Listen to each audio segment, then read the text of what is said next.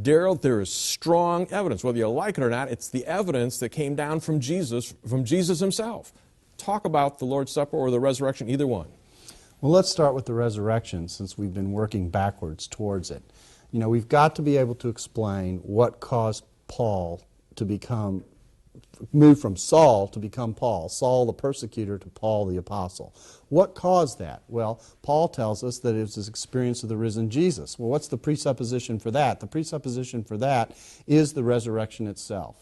Now what I'd like to do is to explain why the resurrection could not, out of its Jewish background, be a created event by the early church, which is what many of these scholars will suggest. They'll suggest the resurrection was created by the early church to try and get a Jesus who had been crucified to continue to live on to generate the movement, because now he was gone from the scene, and so it was the best explanation they could put forward. But in the context of Judaism, out of which this came, the idea that someone would be raised physically from the dead in the midst of history is an innovation. Jews believed in a resurrection. The resurrection that they believed in was the idea that at the end, everyone would be raised and there would be a judgment.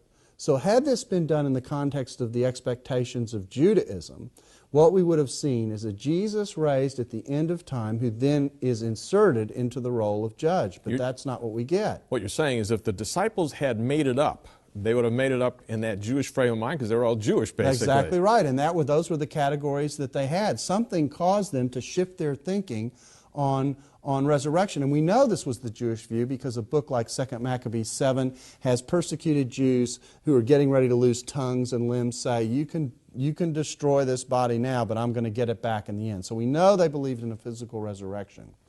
By the way, that's in counter-distinction to the Gnostics who didn't hold a physical dimension to resurrection at all. So that goes back into Judaism as well. The reaction to Gnostic Christianity was not just a Christian reaction, it was a reaction to the Jewish roots. So that's one reason why it wouldn't be created. The second reason why it wouldn't be created is the issue of the women.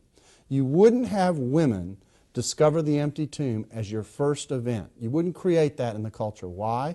Because women didn't have any role as witnesses in the culture. So if you were making up a story, you wouldn't make up a story that has your first witnesses be people who don't count as witnesses. That doesn't make sense.